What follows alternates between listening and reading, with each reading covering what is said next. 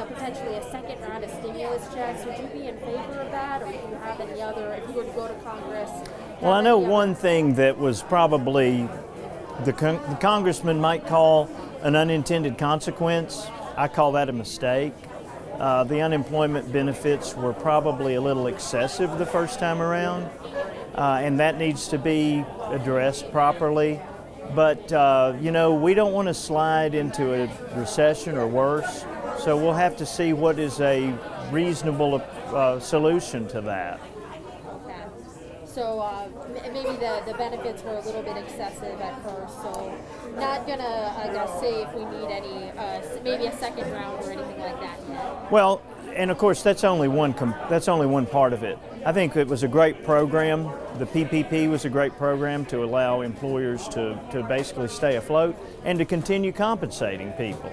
So that was a good, well-intentioned, well-carried-out program. Excellent. How do you feel about these mask mandates that localities are implementing right now with the pandemic? How do you feel about the mask mandates right now? I think that people are feeling their way through this, and I believe they've concluded now that it's an airborne illness.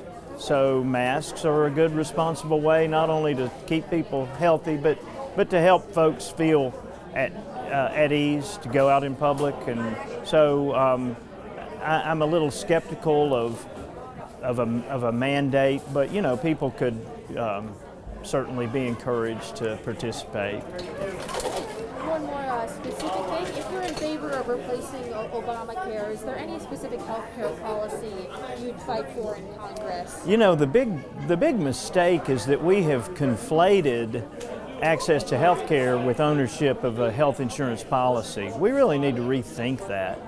Of course, our entire health system needs some revision, because if we were starting from scratch, we probably wouldn't design a system like we have. But as far as the Affordable Care Act, mandating that people have insurance is not necessarily access to health care. The big fallacy with the Affordable Care Act was it didn't do much to make health care more affordable. Anything else related to the campaign you'd like to talk about? Well, when you're running against 14 other people, it's important to remind people or point out to people who don't know you how you're different.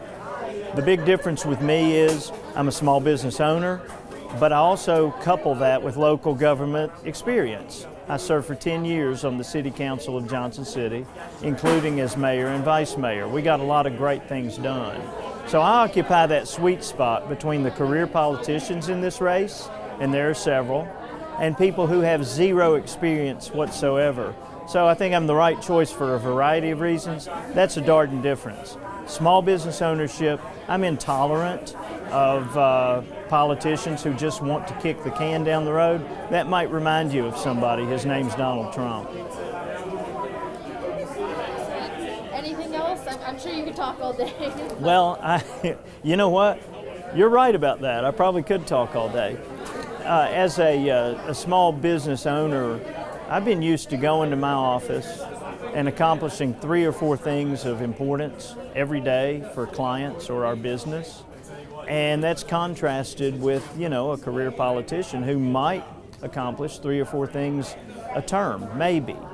So it's just a sense of urgency that I think a non-politician brings to the scene, but I also have enough government experience to know my way around, and I have a ton of relationships in this congressional district.